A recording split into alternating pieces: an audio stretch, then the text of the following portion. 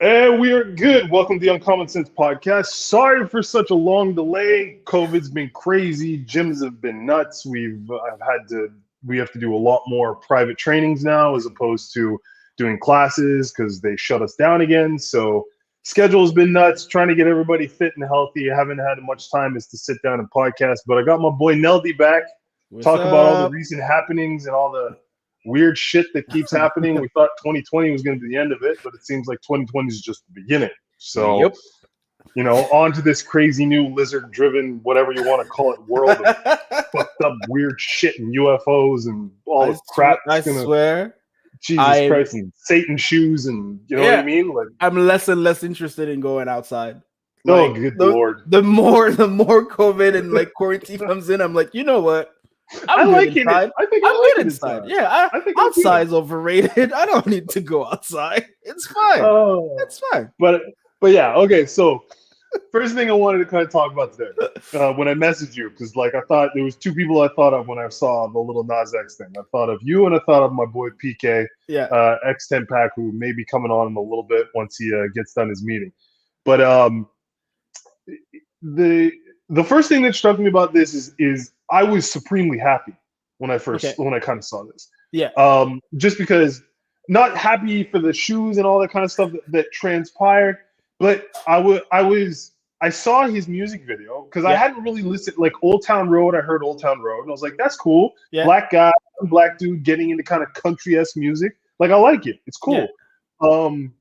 But then so I watched his newest music video, and I was like, ooh, like I like this whole play on like religious dogma. Yes. And him talking the whole song being about how like he's this black kid who wants to fuck other guys, but feels like he can't do it because his upbringing and everything doesn't allow him to be who he is. And then like so he turns into the devil because in embracing who he is, he's seen as like evil. Yeah. And then he goes and he's dancing on Satan and he's doing his shit and he snaps Satan's neck. Is kind of like, whatever, fuck. Like, if I'm going to be this, then this is who I'm going to be and I'm going to own it. Yeah. You know what I mean?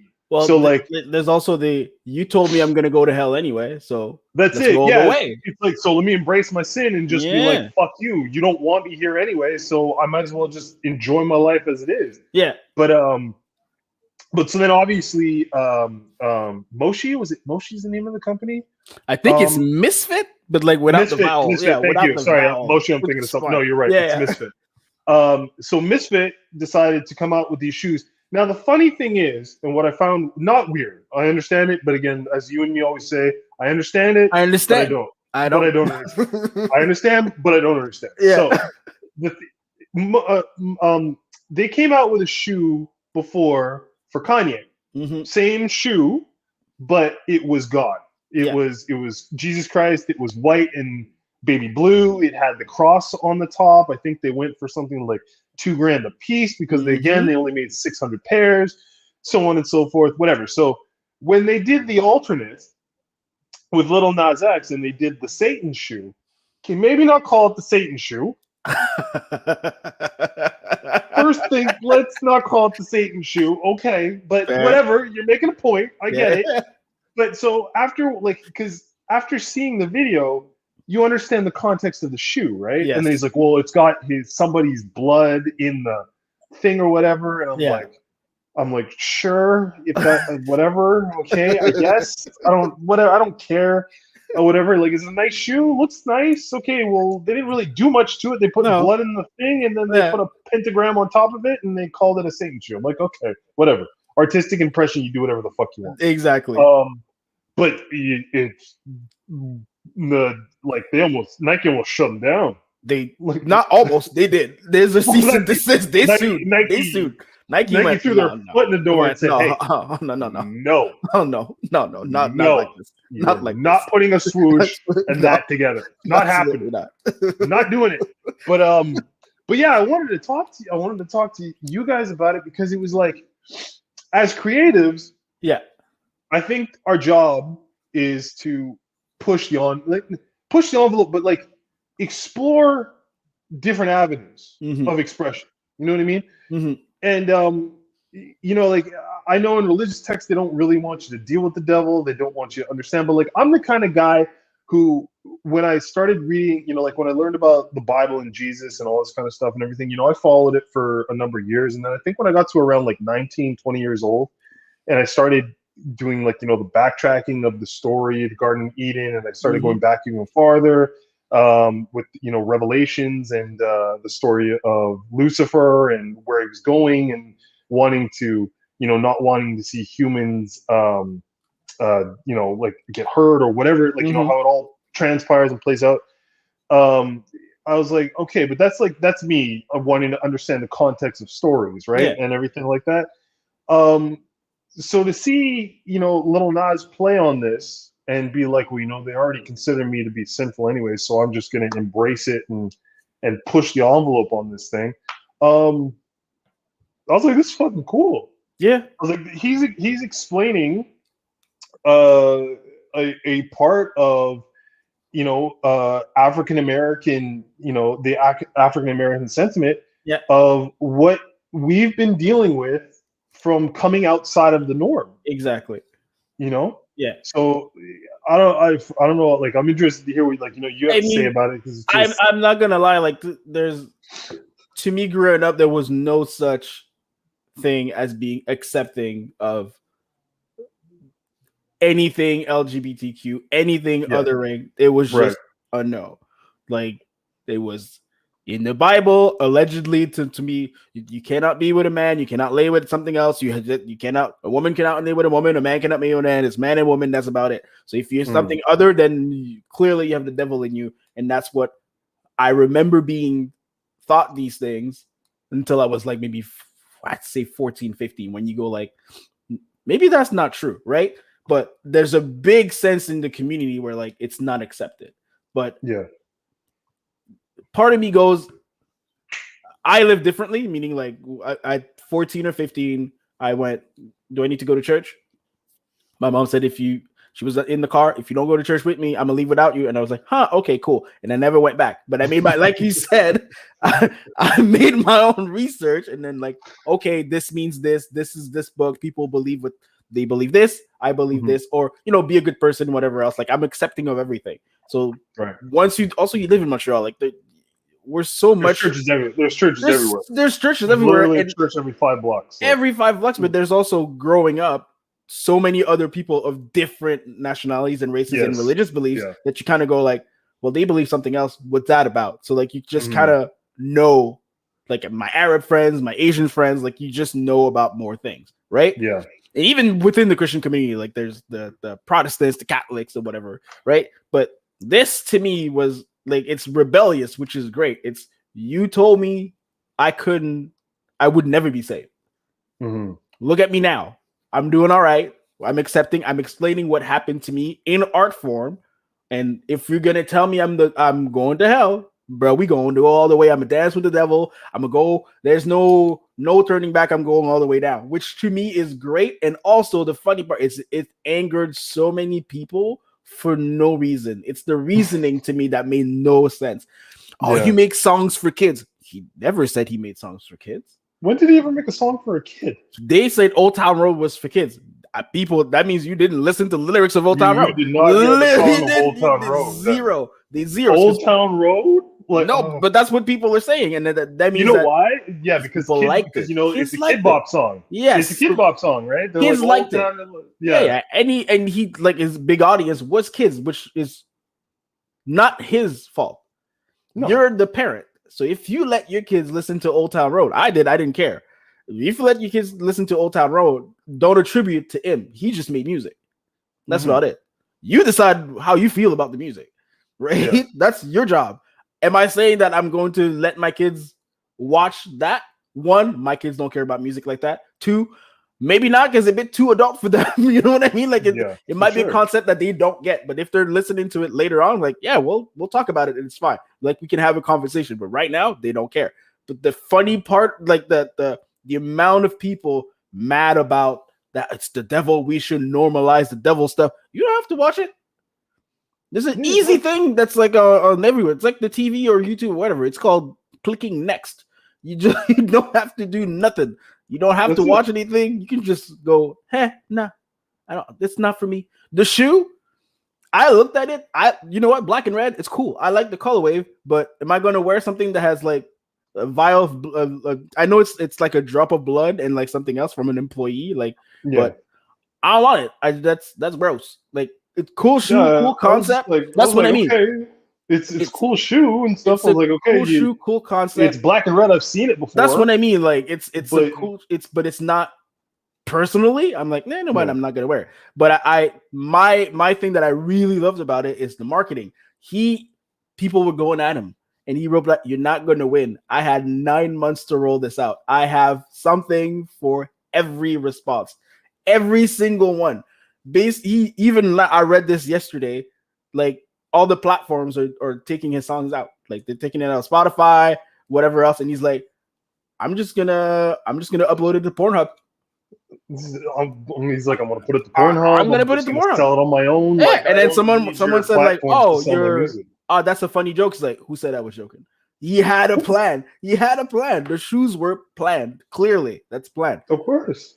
So that's, to me, like, he had an artistic, creative process to this. That's like clearly more than 9 months. Like, he thought about this and fleshed it out, which is amazing. That's like going against status quo, going against what don't get me wrong, like, if you are a person that's religious, and there's way more of you than there is of the other, and I also don't think that he is an actual person that's a Satanist. I don't think so, because it's very loose form.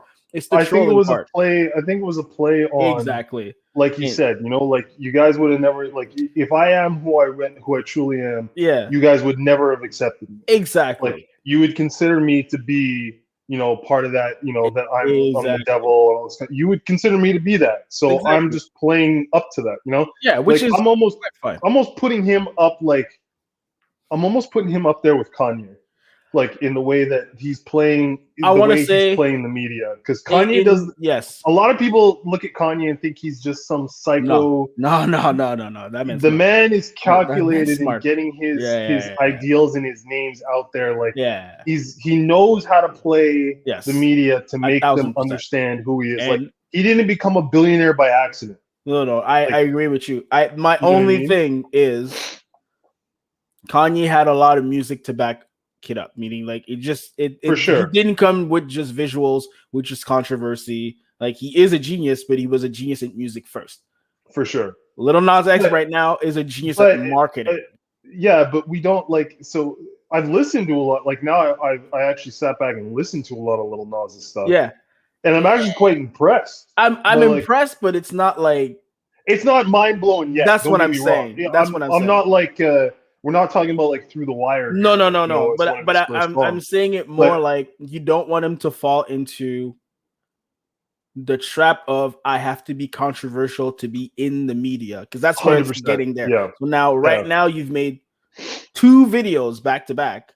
I can't say back to back because it was other ones, but like, your 2 biggest songs are songs that come with controversy, that come with a rollout, and you don't want it to, I mean, he might, because that might work also for him. Like, I mean, he's a millionaire now, so who cares? But there's a danger into being just the artist who comes with controversy, because then you have to top yourself off every single time after that. So like, what's next now? Which it's exciting to, it's kind of exciting to like think about, but also if you don't come through, the next video, if it's not, or the next concept, if it's not as big, well, we might go like, well, you fell off and your career might be over. You know what I mean? Like, there's so much you can go up. Like, even with Kanye West, his last album, it sold well, but it wasn't as well reviewed, and people are kind of now wondering he's falling off because whatever else. You know what? Like, you just don't come with controversy. You have to also come with good, meaning like, if you are a musical artist, you want the content behind all the. That's what I'm saying. There has to be a level of exactly, because otherwise, who are you? Content before he jumps. Are you just the artist who's a controversial artist, or are you actually an artist who has music? Yeah. Otherwise, you're just a like a social media figure who. That's what I mean. So like, what are you after that? But in terms of this rollout, oh man, I can't praise it enough. This is great. It's honestly, it's one of the best rollouts I've ever seen. Yeah, the lawsuit came the next day, and it didn't matter. The shoe sold out already. Like, yeah, that was the funny thing when I'm sitting there reading, and because I was sitting there, I was getting ready to do some stuff for work, and my girlfriend was walking by me, and she's like, "Hey, did you hear that Nike's like forcing them to like return all the shoes?" I'm like, "They're not returning. No one's returning the shoes. No one's returning nothing. I already paid. Crazy? I'm like, do you know what just happened? Those shoes just went from being worth maybe like $1,000 to like 6, 7, 8,000, like 8,000 in a matter of a day. At least. They're never going to be made again. They're completely exclusive. Those people who got it have it, and now they like they can basically sit on it like a stock. Like they can just hold on to it and be like, literally. And I'm just going to wait until this shit gets crazy, and then I'm just going to resell it. Oh, that's the dog. Hey, get over here. Come on, dumbass. I love him, but hey, come on. Speaking of, I'm gonna put it out there for people. I'm trying to look for a Great Dane, puppies or not. I know they're big and they're lazy. That's what I want. Yeah, they're beautiful. I want a dog that wants to also go like, I've been outside long enough. Let's go home. I want that. I love it. My buddy used to have one. He'd go run around the park, whatever, and then he'd literally just like sit down. Because they're too big. They're just too big. Come on, man, let's go. And, hey, fine. So that's what I want. If there's anyone out there who knows where I can get some, holler at me. So, yeah, I mean, but yeah, artists like that. That's in the social media age, man. Yeah. Masterful at Twitter. YouTube, he's got it down. He says just enough. He replies to almost everything to just either give more clarity, because you have like what it is. Like he gives the actual meaning, and then everything else is rolling for views, which is great. Trolling is great for what he's doing. It's great. He's not afraid of anybody. He's not getting pushed out by anyone. People can't cancel him because he's like, well, you know what? Cancel me. That's what I wanted. Like literally. No, that's fine. And you know what? And I think it's important, especially in the Black community, to have someone like him be able to express themselves the way that he's doing, and being able to push old concepts so that we as people can kind of like move forward in a lot of respects. You know what I mean? Like we cannot be afraid to talk about certain things. I think that's going to be tough, though.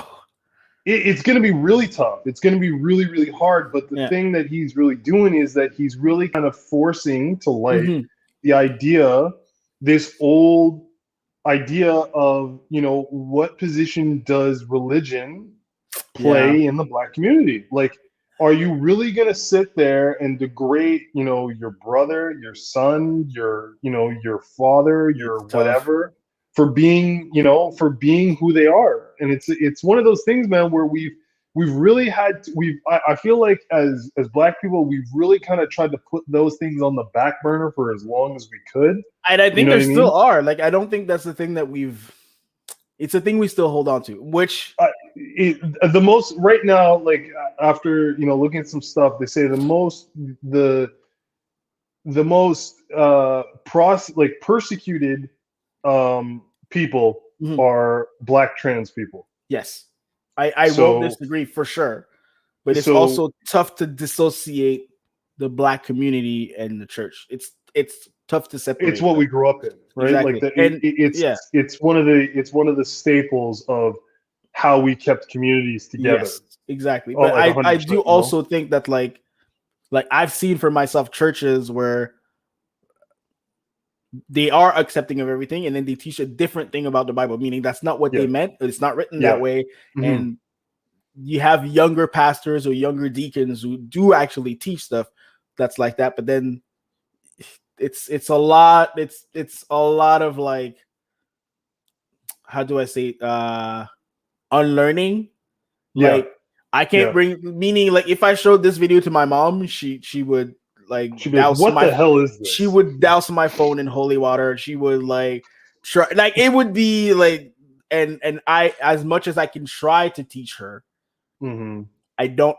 Well, listen, it wouldn't like be. That's what I mean. Like it wouldn't be as successful as what it is. And to speak upon that, I think we have to accept that there are going to be those who will not change their points, which is fine.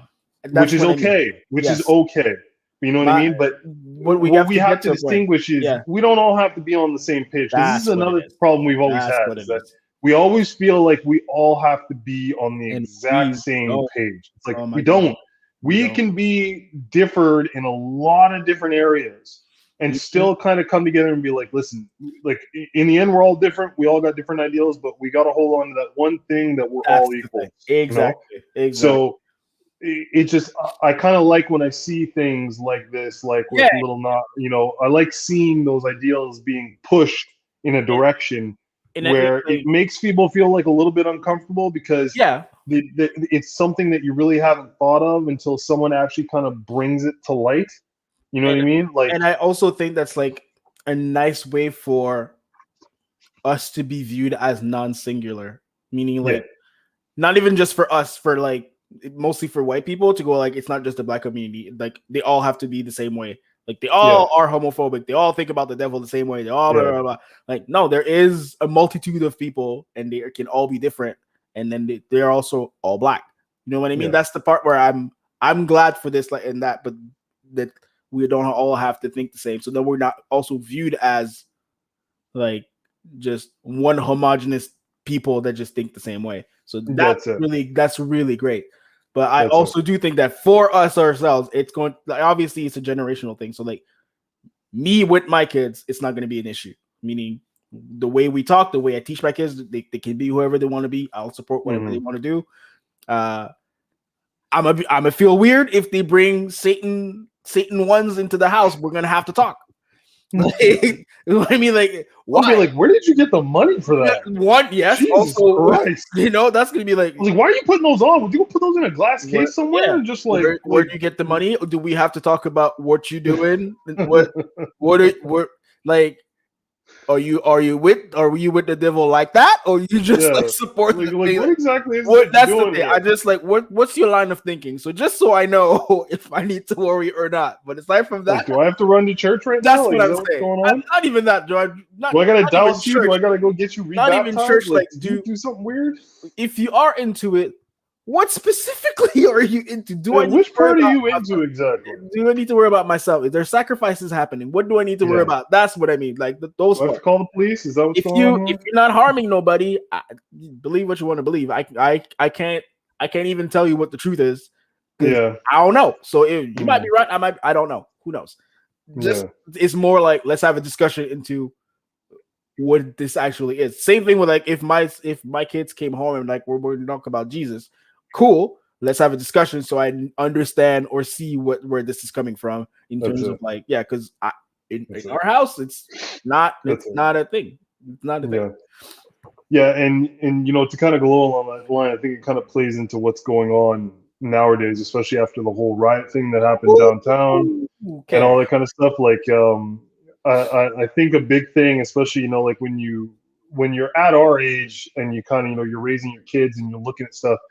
I think what you start to understand is that kids really just kind of want to be heard. Yep. They want to be a part of something. They don't want to feel like they're being neglected or being dismissed. And obviously, I think this was a large part of what happened this past weekend with the, I don't know if you want to call it a riot. I don't know if it's considered a riot. I'm going to call it a gathering. I'm going to call it is a protest. Like, it's a protest. It was definitely a protest. And for the first part, listen, I mean, I don't really want people to gather in mass numbers just because of, the scientific data that when you get mass numbers, the chances of contracting COVID and starting another outbreak is going to go up, and then we're all going to shut down.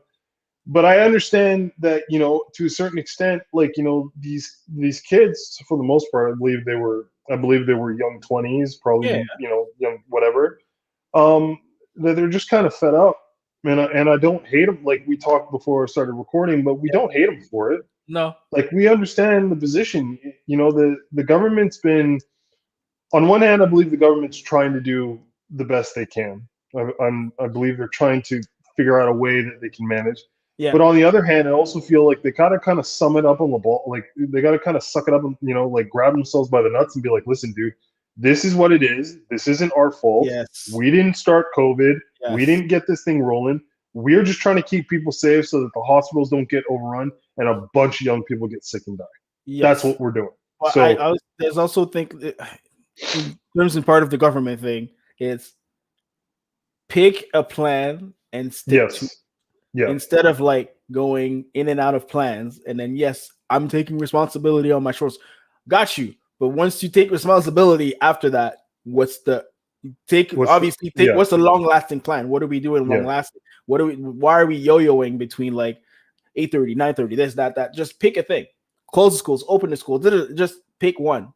Pick one, and we all go through it, and we all accept it, and we all go, this is how we're doing things now until we're done. We're all going to get vaccinated. Make sure that we do that, and then that'll be it. It'll be fine. Yeah. But right now, it's everyone's frustrated, but I'm in my 30s. I can be frustrated at home. I have work to do and stuff. If I'm in my 20s and I can't see my friends and I can't go outside and I have to be home and like yeah, I understand. And like the rules that you tell me are like different every week. Yeah, I get it. I would be outside too at that age. Be like, yo, what's up? What's going on?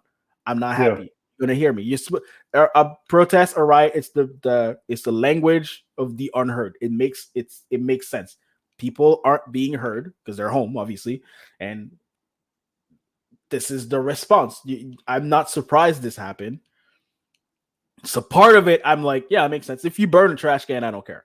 Honestly, that's fine. That's the least. Yeah, I mean, that's what I mean. Like, that's the least of like, yeah, it's dumb, but it's also like harmless. You know what I mean? Like listen, they played music and they were dancing in the street. Like that's what I mean. Fine. That's like whatever. I get it. You know, whatever. You're kind of laughing in the face of the government, trying to call them dumb. I get it. I understand.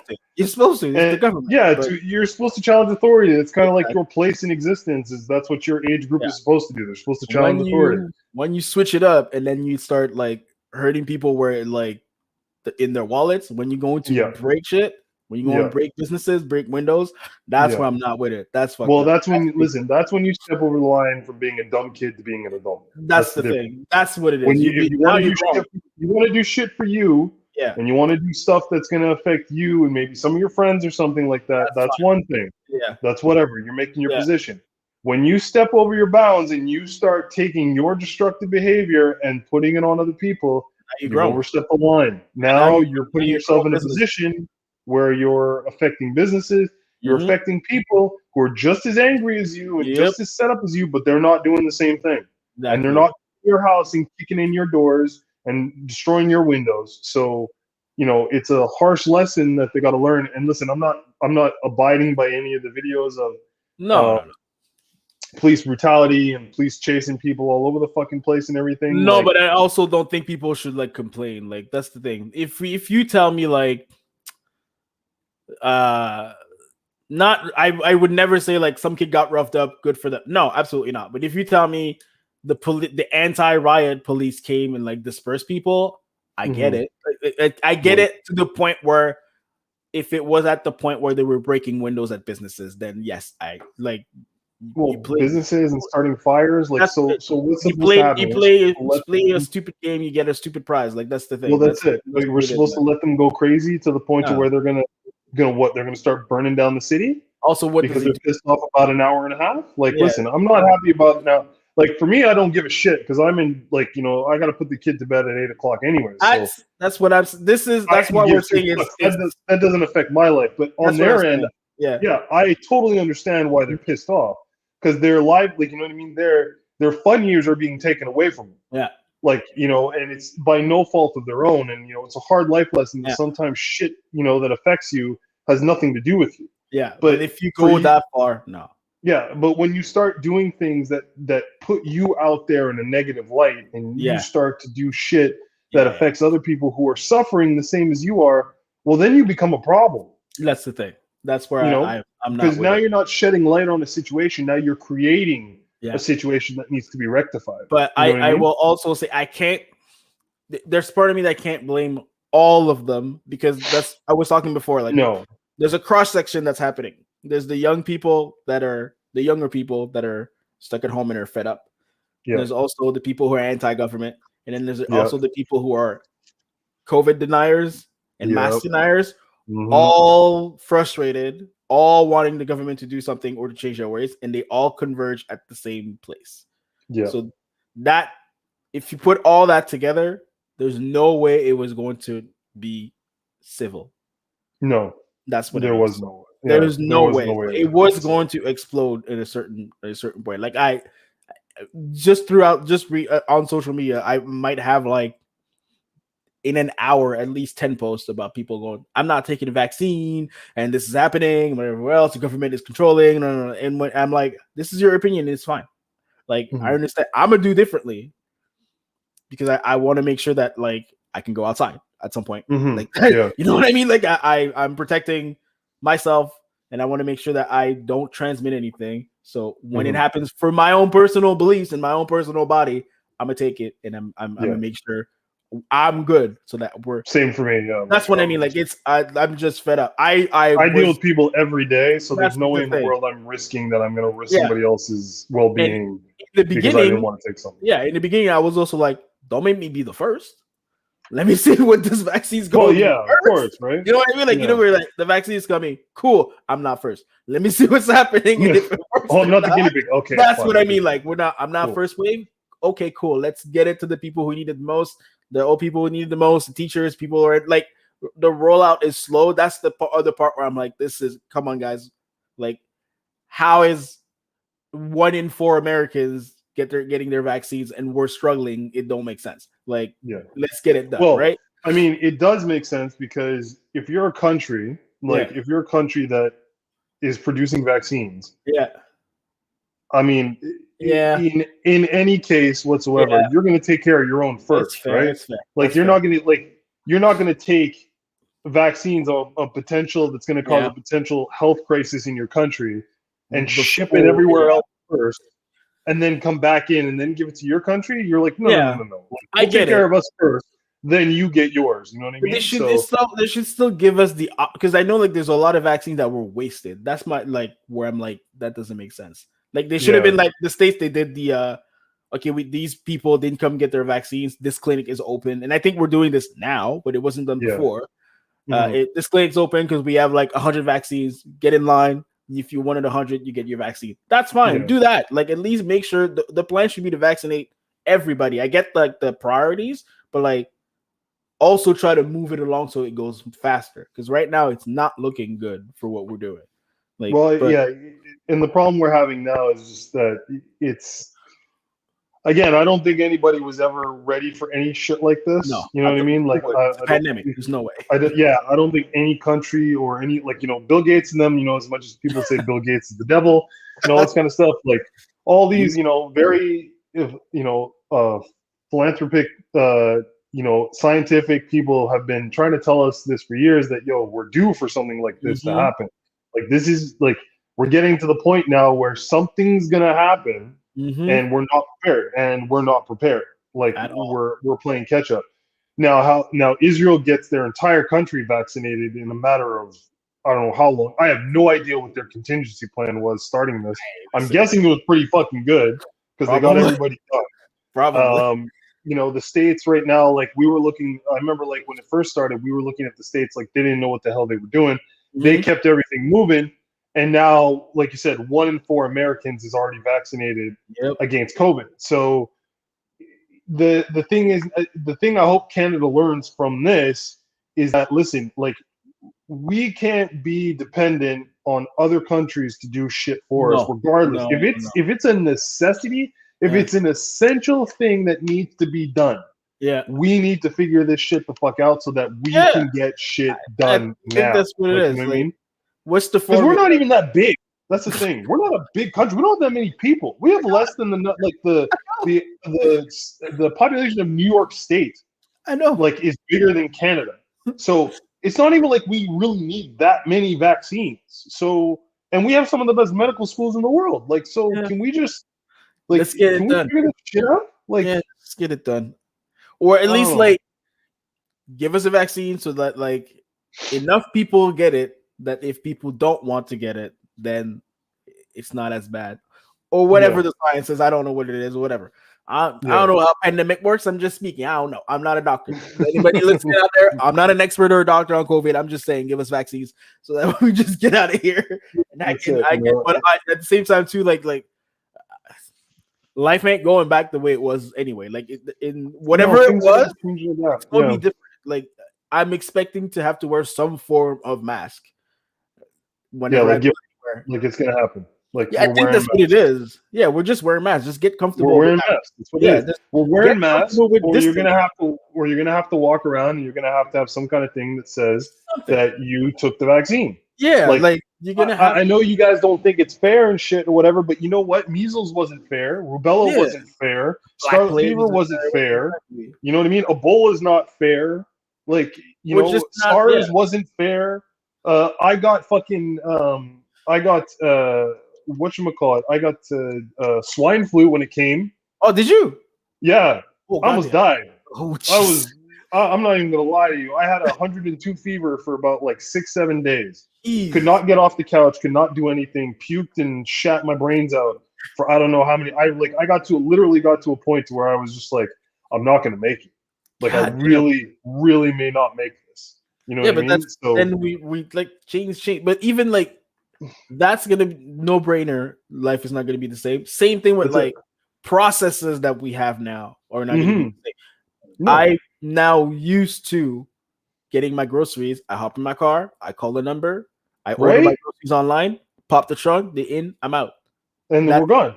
And I'm done. Like the idea of walking into a grocery store I'm not doing that no more. Anymore.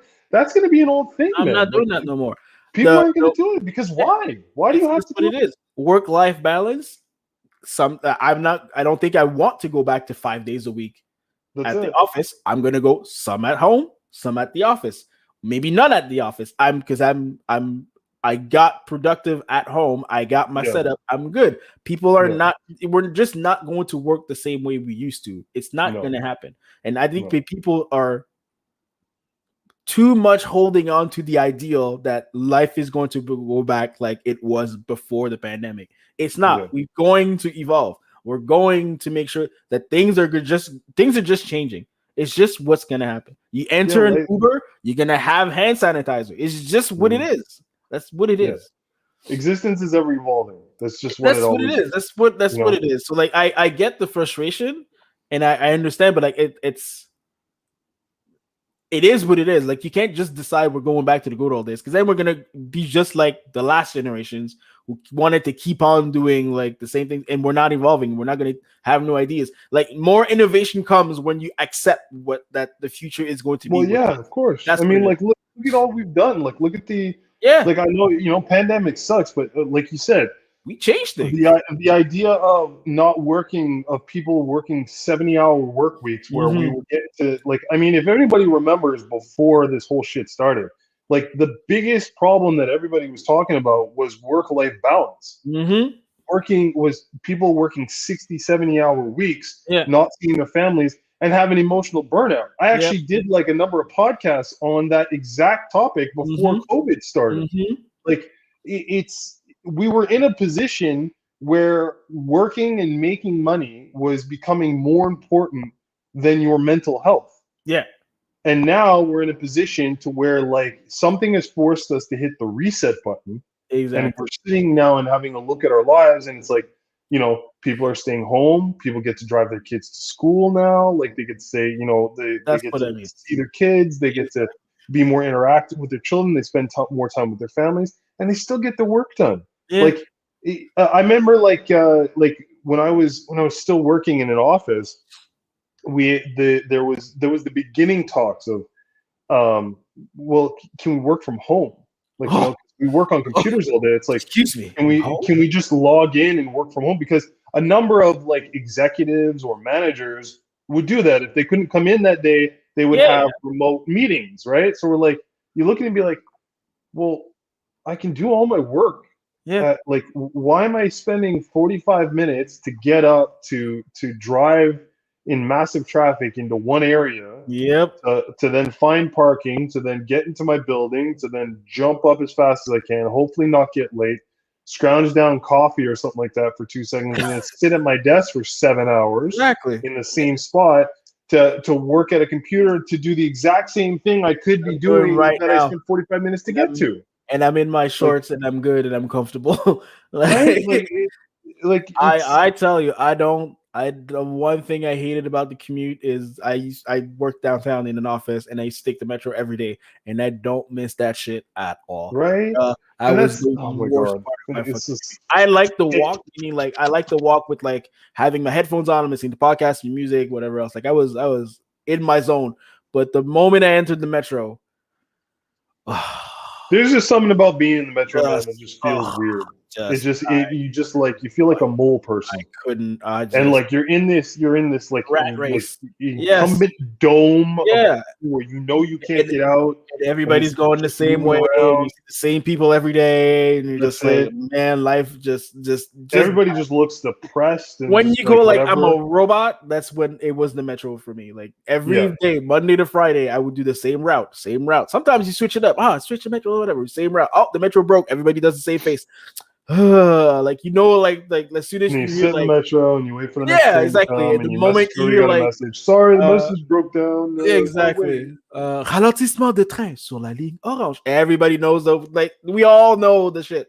We're like, you know what? Somebody jumped off the train again. That's what I mean. Like those things where you're like, man, I don't miss that. So that's part of new life. We're like, okay, we're past this now. We evolved now. Now we have new ways of working, and we have to figure out like, all right, how do we move on after how do we live with this now? That's what's happening post pandemic. But I mean, it's just stupid. Like people are now mad because they're Pfizer guy is saying, the Pfizer CEO said you might need a third shot, and people are getting mad. It's like, well, you guys remember that we have a flu shot every year. So why are you mad? You might just get a COVID shot every year. Who cares?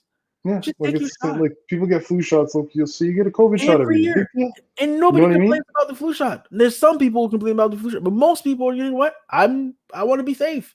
Same thing with this. Just be safe. Take your flu. Take your shot. It's fine. Or you mean take your shot, or don't complain.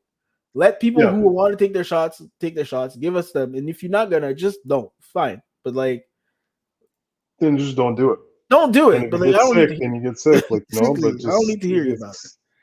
It's I don't know. Yeah, it's just like not everything has to be voiced as if it's no. End of the planet. And I understand that's what I mean. Like it's not the end of the planet, and like you know why people are doing it. Like for the most part, it's for somewhat the greater good. Like you're trying to make sure people don't die.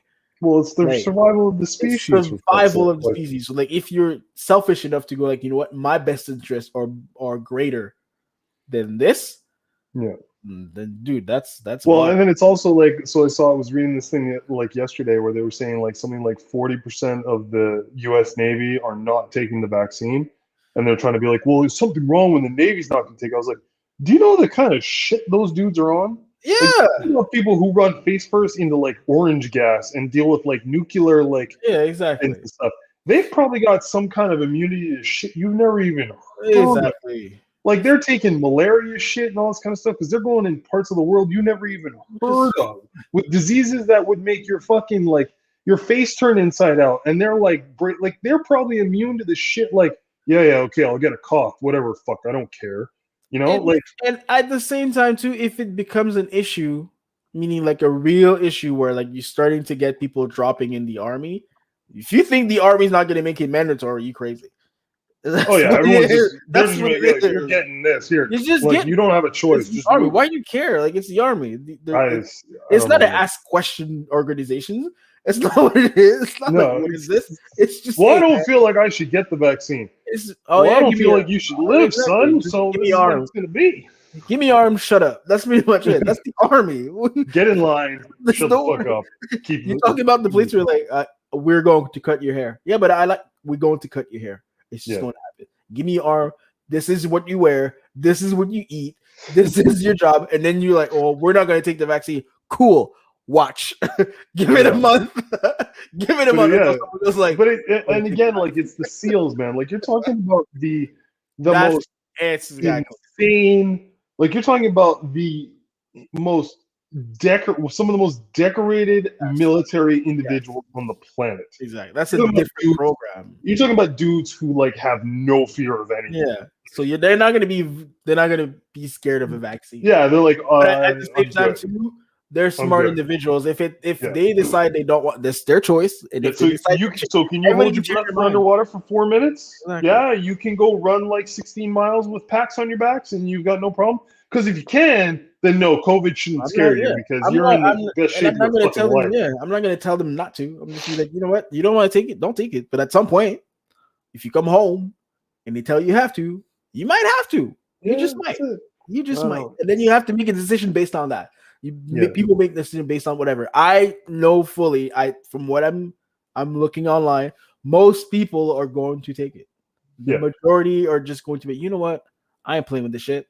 I'm just gonna take it.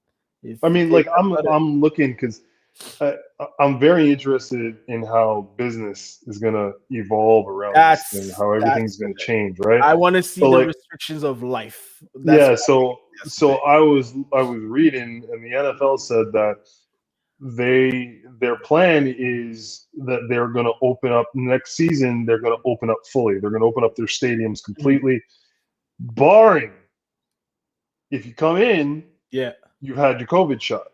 That's fine. So you come in, you got a COVID shot. Private entity. Go ahead, have a great time. Fine. If you haven't had your COVID shot, well, then you got to go over there and you got to go hang out with them because you got to be part because we're not going to be responsible for you getting sick. Football's not a freedom. It's not. It's a leisure. This is a private business. I'm very interested to see even airlines. I'm going to be very interested to see how airlines deal with this situation because if you decide it's not what it is for your body, cool. Drive. You make the choice. You drive across that ocean. You make the choice. Find an. I'm sure Spirit Airline or something is going to go. You know what? We don't care. Find an airline that doesn't take. That's going to be an option, and then when that happens, you just have to figure out if you do it or not. I can't go to this concert. All right, man, you're just not. You're gonna watch it on YouTube Live. You just make the choice for what's going to happen. Like you stay home. Everything as a consequence. I can decide. You know what? I don't like the internet. Cool. I'm gonna move to the woods. It's my decision. If I need stuff from the internet, then I have to rethink my decisions. Same thing with how I raise my kids. I might tell them, you know what? No juice for you, but you come to a party where everybody's drinking juice. I might have to rethink my decision. Daddy, I want to drink juice. My friends all drink juice. Yeah, okay, today go ahead. All right, whatever. I have to rethink this it's just what it is. Life is like that. You make a decision, you get more information, and then you make another decision. You can't be that. I hope people are not strictly going binary, black or white. No, I can say no to a thing, have more information, go, you know what? On second, change my mind. I changed my mind. Yeah, I changed my mind. And that's honestly, that's our biggest problem. 2020, 2021 is this idea where we've all gotten caught up, where we need to, every answer needs to be the definitive answer forever. It's listen, guys, we only became aware of COVID in 2020. Maybe 2019. Really was late 2019. I remember. If you kind of delve into it real deep, maybe they had an understanding of it in 2019, right? Yeah. But they didn't have any information. We're talking about maybe 17, 18 months that they've gone from knowing nothing to having a clear kind of almost clear definitive idea of okay, we've made vaccines, this is working, we're good, we're gonna inoculate. At any other time in history, this would have wiped out half the world. This would have took decades. They would have wiped out half the world. Your only hope was herd immunity at one point. That was your only hope that you were one of the people who survived this kind of thing. You know what I mean? So the fact that we've managed to shrink that down to maybe 2 years, 3 years, it's shit, but it's fine. But it's 3 years. It's also compared to the rest of your life. It's also on the scale of hardships of my life, this is low. It's an inconvenience. It's a major inconvenience. This is low. But I'm saying this in a place of privilege. I'm in a house, I have internet. Yeah. I'm on this side of the world where things are not that bad. I'm privileged. I'm not saying I'm not. Yes, people have it harder, but right now, in terms of like, for me personally, neldy, I ain't struggling. Right. Like things Like, suck. I'm Some days I'm like, man, this is not cool, but it's fine. Yeah. I'm good. Like, I'll deal with it. I'll get through I it. don't It's need fine. to be outside's overrated, guys. I ain't going outside. We're good. Like, All right. Past 8:00, I'm home. yeah, it's like I'm at home. I'm in the backyard. I'm like, a lame old man. I'm home. I don't need to go right. nowhere. Like, I'm not doing. These are fine. Shit. I have a drink. I'm just It's here. quiet. I ain't doing shit. I ain't Like, doing nothing. 8:00, like 8:00, kids getting changed, putting into That's what it pajamas, is. I'm picking good. up Peppa Story, like she's Saying. picking her book. You know what I mean? Like, we're sitting there, she's drinking her Fine. water. We're reading the story. We're getting ready to go to bed. She's telling me about her day. Like that's the distinction. Yeah. And then nighttime, I'm getting on video games. I'm playing some video games. I'm saying. I or have me and the girlfriend are Warzone. watching. Good. That's it. Or me and the girlfriend are watching. We're watching Big Bridgerton. Brother or We're good. RuPaul or something stupid, to just kind of like laugh about. If you're going to tell me my rights are being violated, I don't know. Like, what rights? But if What they right are, even if they were, I'm home, guys. I'm home. Man, I don't know. It's fine, guys. Just stay home. It'll be fine. It's gonna suck, but yeah, but again, and I think one of the major issues that I think for the most of us, a lot of us want to. Yes. I think the biggest problem, at least from what I see from this whole thing, is just it's the like you said, it's the inconsistency. That's the thing. Of how this thing is being dealt exactly. with. It's not the situation of that. No. People are fed up. I mean, yes, people are fed up, but it's people get used to doing things a certain way. They get into a rhythm, they get into emotion, they're okay, they kind of accept it, they move on. For the most part. Just be consistent with the information you're giving us. Yeah, the problem is we're coming into a situation to where, as opposed to where other places successfully we see successfully have done in the world, where we have situation, we're going to hold down here, we're going to stop until we get it under control, we're going to move forward through that, and then once it's completely under control, we'll start moving, we'll change things. Whereas here, it's like they're in such a rush to just claim a victory and be like, well, we did all this, so we're going to do this. We're going to do this, so we're going to do this. Like, if I hear 250 people are allowed to gather again out of this guy's mouth, I'm gonna fucking take a dump on his front lawn. So stupid. I just couldn't. It's so dumb. Again, 10, 12 people gathering, perfectly fine. Don't change the school structure. Like, I was talking to my buddy the other last week about how, like, he's a teacher, and he's like, we were fine. He's like, we were going to school. We did 2 days off, 1 day on. 2 days off, 1 day on. That was the schedule. That's what we're doing. Yeah. Everybody adapted. Yeah. So your work life adapted, this kids adapted, everybody adapted. And then all of a sudden they came out and said, yeah, we're doing really well. So everybody's going back to school now. Which made no sense. He's like, now I got to change my whole schedule. Now I go from being like homework to this. Now I got to spend more time in the classroom. I got to like change all this kind of stuff. People have to now change their whole schedules because of, however else. And then he's like, and the worst part is there's like 2 months left of school. Yeah. It's like, there's literally 8 weeks left. Yeah. It's like, what was the point of changing 8 weeks? Zero. Same thing with everything already. What was the point of changing the curfew? It was 8. It was 8. We were fine. Yeah. Right. If you told me we're changing it to 9:30, it's 9:30. We're fine. Stick to 9:30. Done. Yeah, just don't move it, because nothing in that hour and a half changes anything. 9:30. Good. Bye. We're good. That's fine. 8 again. For what? Just stick to one thing. It's not that hour and a half. Like I'm sorry, dude. Like, listen, to someone who's going out, 8 and 9:30 don't mean shit. Don't mean shit. It don't mean shit. Nothing changed. 8 to 9:30 don't mean shit. 10 o'clock, I'll give you 10 o'clock. That's what I want. 10 o'clock. Exactly. That's when shit starts going wrong. 10 o'clock. 10 o'clock's when the brain starts going into a different mode. Exactly. But anything before 10 o'clock, you're okay. That's demon time. 10 o'clock. That's when you go like, oh, demon time is definitely 10 p.m. Anything past 10 p.m. That's when the devil starts coming out and starts playing with people. I'm a while out. Let's go. But like, you know what I mean? That's when shut up. That's when them people start popping out because that's the hour when people have finished their dinners and they start walking out on Crescent and Sherbrooke Street and they start doing some weird shit. And then 11 o'clock comes and everyone's got that nice little sauce going. Yeah, exactly. And they start getting into the clubs and then second midnight win, third comes. win. Like, midnight to 3, that's just debauchery at its worst. Like, that's when everything's going bad. You know what I mean? I get it. And that's why we close shit at like 9:30. 9:30 made sense. 9:30. Go home. It's not fun, but 9:30. We're all not having fun, but it's 9:30. 8? Okay. And then 9:30 again. And then 8. Like 9. Which one? Stop. Pick one. Yeah. We're done. Just give me one rule. It's literally like they're treating us like children with bad parents. But you know when you make a rule, like, all right, go to your room. But like 5 minutes after that, it's like, okay, well, you know what? It's fine. You know what? If you do this, you're gonna do chores for like a week. But after a day, it's like, you know what? I'm good. You don't have to do the chores. It's fine. You learn your lesson. I learned nothing. Yeah. I learned nothing. I learned nothing. I don't even know what the hell the problem was in the first exactly. Just but but like anybody, like anybody who's learned anything from parenting, the one thing that I always pay attention, that I always try to focus in on.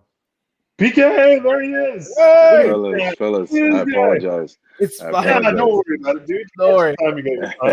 It's good. How you guys doing? PK, what's going on, dude? How you doing?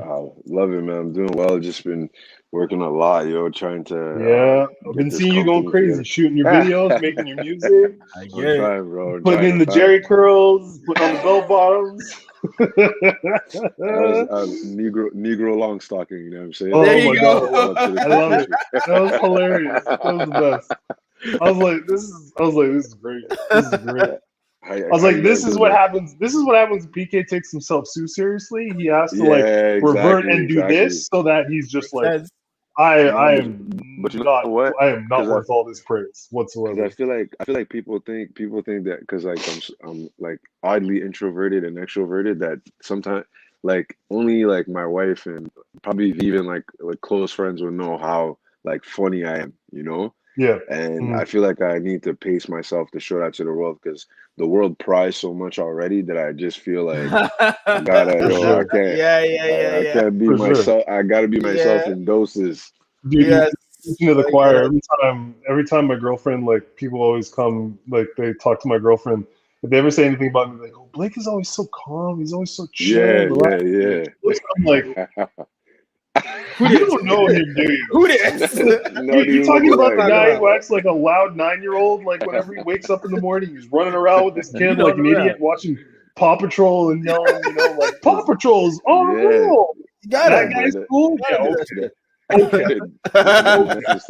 No, I know exactly how you feel. You just want to be you never want to take yourself seriously. Yeah, you gotta be like, you can't put yourself too high or too low. You kind of have to move around. Exactly. You always want to bring yourself back down to a level so you never lose that humility you have. Yeah. But yeah, so I mean, we talked about it before, but I'm interested really to see, because this is it's your world. So like we talked about it before, Lil Nas X. Yeah. The shoes, the music video. I'll reiterate what we were talking about again. But so I knew nothing of his music video. Yeah. I heard the song. I thought the song was good. I liked it. I didn't really pay attention until Misfit came out with those shoes, the Satan shoes, and then everyone started freaking out about it, right? Yeah. But then, so I go and I watch the music video, and I was like, "Yo, this thing is dope. This is great. Like, this is a real good artistic piece about a young black kid talking, like, visualizing what it's like to feel like ostracized for being gay and black and wanting to have sex with men. Like, this is a great, like, visualization of this whole process. And as somebody who, like, you make your music videos, you make your music, you do all this kind of stuff, I just wanted your take on it, for that and the shoes and, like the Satan shoes and all the backlash he's gotten, but how he's just kind of like rode this whole thing out. Like, it's whatever. I'm unapologetically myself. And this is who I want to be and how I want to be. That's it. So the first thing, obviously, I would say and especially because you and yourself, you're a very religious man. You know what I mean? Like you take your faith very seriously. So in being especially in that position as well, I was really interested in hearing, you know, what you took from that, because like, you know, were you like a little bit like, yeah, okay, a little bit too far there, bud, or were you like, hey man, to be honest, I didn't really give it. Okay, first I'll start off by, because I think it's a huge misconception people have. People like to exclusively connect faith with religion, which I'm not a religious person. You know, I like to consider myself as an Israelite, someone who follows God's commands with no deliberate attachment to a denomination. But I am very strong in my faith, and I am, you know, I do believe God exists. I do believe Satan exists as well. I would say regarding the situation, the thing that mostly shocked me the most, I think, but it actually, I can't even say shocked me, because I'll tell you the truth, it's been normalized. Like anything that kind of relates itself to Satanism has been normalized for years. Like you see movies about witchcraft that have been popularized. Movies about, you know, horror movies about going to the depths of hell. Like you have movies like Mortal Kombat where they talk about hell, the nether realm, all these different things. It's been normalized, and the most famous actual brand that does it is Trasher, like, which has been a skating brand that's been around for years. They've normalized Satanism, or should I say symbolic Satanism, for years. Or the rock goat, stars, the pentagram, exactly, the Baphomet. Like these rock stars have done it as well, right? And I think there's an ignorance there, because most people will throw up that symbol, like, you know, the horns on the hands when they're doing stuff like basketball players or musicians. And I think there's just a little bit of ignorance on actually knowing where it comes from. Now, to their defense, it isn't my job to tell you how to live your life, you know, and everything I say now obviously is only opinionated in reflection to my experience and my beliefs as well. And the observation that I take time to actually properly process for myself. So for this shoe, I just thought it was a little bit ridiculous. You know, I think the whole situation was ridiculous. From Nike saying they had nothing to do with it, which till now I really don't believe, to be honest. I don't think Misfit, as a, you know, I like to consider them I don't want to consider them a high luxury brand, but they're a streetwear brand. They're like Supreme, like the same idea, where they take something existing and put their kick on it. So they're kind of like a I guess they're kind of like a customization collaboration brand. But the reason why I find it hard to believe that Nike had nothing to do with it is three things, which is going to lead me to the whole Lil Nas X situation. The first thing is, around the same period, Nike actually had Air Max week, I think, the National Air Max week, where it's a celebratory thing where, you know, they always kind of highlight Air Maxes, a certain type of Air Max. I think this year it was the Air Max 97. Yeah, it was. The silver bullet, if I'm not mistaken, right? I think they brought back the silver bullet. And usually what they do is, like, they'll have a bus, Air Max bus. People go in there, they learn about the Air Max model and how it shifted throughout the years. So there's that. There's the first thing. The second thing is just a little bit before Air Max week, they had the board of direct. I think one of the head of the directors at Nike was released, or I'll say released for lack of a better term. For the kid, for her kid who was selling all She got fired. She got fired for. Yo, that dude ran game. He ran so much. So he fumbled the bag for everybody. He fumbled the bag for everybody, bro. I have no misconception that his mother knew exactly what was going on. And that's exactly no chance on the planet. Because first off, he had to make the account and sign the credit card. You know, I see. Under her, like, you. Anytime if you're grown up and you get a credit card, like, yes, you could do whatchamacallit, you could do identity theft. You could. But and at the same time, I have a firm belief that someone who has that much money and is in that kind of perspective, and also because they're in the company, having worked in companies that have like those kind of reward systems and everything, you know what's on your account. Yes, you know 1,000%. Someone's gonna tell you, hey, there's no way. By the way, there's $100,000 worth of shoes. Yeah.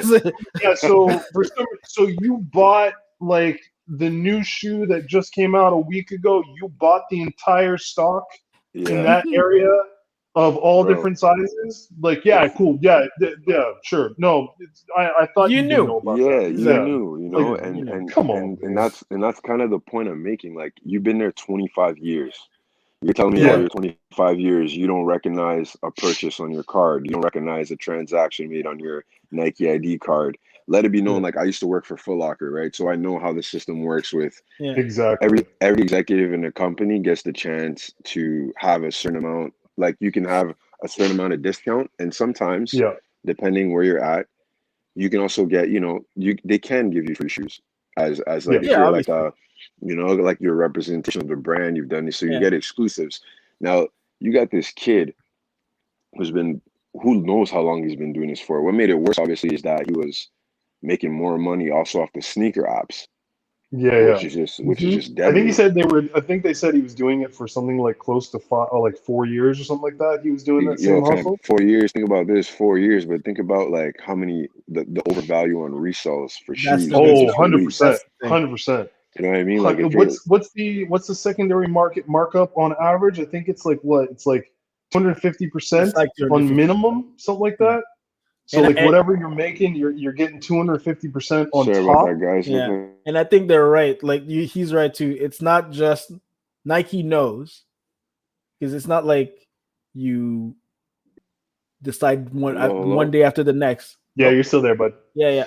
It's not like you decide one day after the next that like. Boys, you hear me? You don't know. Yep. Yeah, we can hear you. Can you hear us? We can hear you, PK. Oh, he's gonna pop back to okay. Go ahead though. What you're saying? It's more like you don't know It's not like you don't know that one day after the next that like companies aren't doing reselling. You know. Yeah. It's like that kid. They knew he was. I'm sure they knew he was making money off the resale. It's at some point how much money. If you're cutting into our profits, it's a problem. Yeah, that's the issue. What the issue that no one discusses about is how much money did the mom make? I don't think they cared until it hurt their pockets. That's the issue. Because I think Nike. Yeah, go ahead. Yeah, go ahead. No, go boy. Because I think Nike knew. I'm sure they knew. I think Nike knew, and I think Nike, but it was at the executives' discretion. You know what I mean? I think there's that, and there's also. There's one thing to be a reseller, and then there's one thing to be a reseller that makes a business that rivals and cuts into our profits. That's the thing.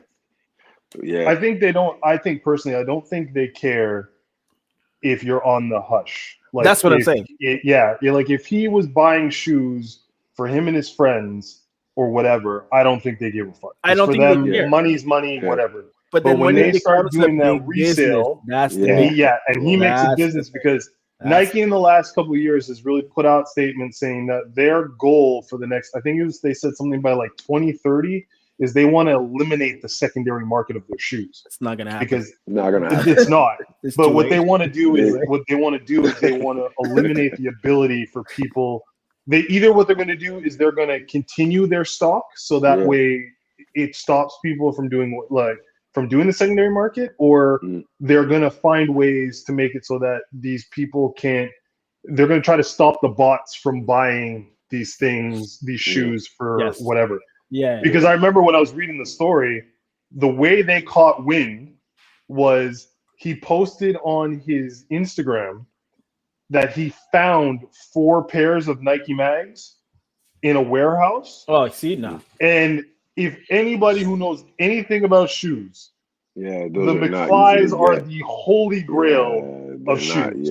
I like, just to let you know, I bought a pair of fucking goddamn slippers from Turkey from a chick who makes them because I love those shoes so much, but I will never own a pair of those shoes in my life. You know what I mean? They're crazy expensive, man. No, you're absolutely right. But it's like, so when he's like, I found 4 pairs, it's like, it's impossible. Yeah, it's like saying like I found Nike Yeezys, a whole warehouse of it. Yeah. Like I found the Red October. Red October.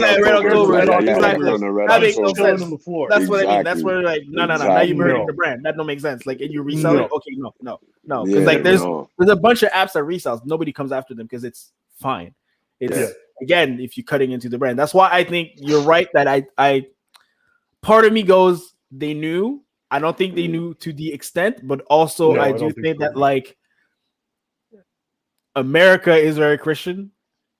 And if America goes like, we not buying Nikes no more, then it's a problem for Nike. So that cuts in their pockets. So I think it's the adverse thing, meaning no matter what, like me and Blake were talking about, those shoes are going to be they're collector's items. They're going to be resold. Yeah, they're done. No matter what, it's done. It's those are all sold out. You know, and that's the funny thing. Like what you were talking about, PK, because the whole ideal is that if you make something so obscene, if you draw so much attention to it, you know, like you were saying, like, you know, like rock stars throwing up the horns and putting up, you know, the Balsamat symbol and the goat, and you know, even Ozzy Osbourne when he used to bite the head off bats and all that kind of thing. When you draw attention to these things, that's when they gain their prowess, right? For me, if Nike had just said, listen, we did God, like they did God shoes for Kanye, like I think 3 years ago, where they put the Jesus, they put the Christian symbol on top of the shoe on the same pair of Nike Air Maxes. Yeah, same thing. They did the exact same. They put shoe. holy water, same thing. They put holy water inside. Yeah. So same concept, just opposite now because they're dealing with a different scenario. So nobody bought it. For me, it was like they were just playing on both ends of the spectrum. Now, because one is, if for me, had they not given this any kind and just been like, listen, man, like we have nothing to do with this. Like this is a separate all itself. Like if they bought our shoes and they decided to make this, like whatever, fuck, like we did our due diligence. Like we're not producing these things. There's 600 pairs. They'll never make another pair again. It's done. It's over. Like let's move on. But you know what I mean? Again, to Patrick's point. Yeah. To Patrick's point. A lawsuit makes it controversial.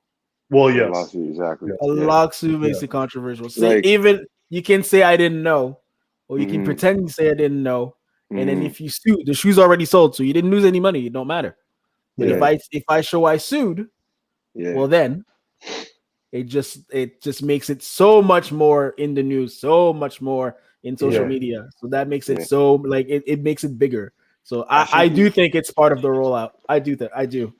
I think it's cool. You brought up a point actually that I like that you touched on.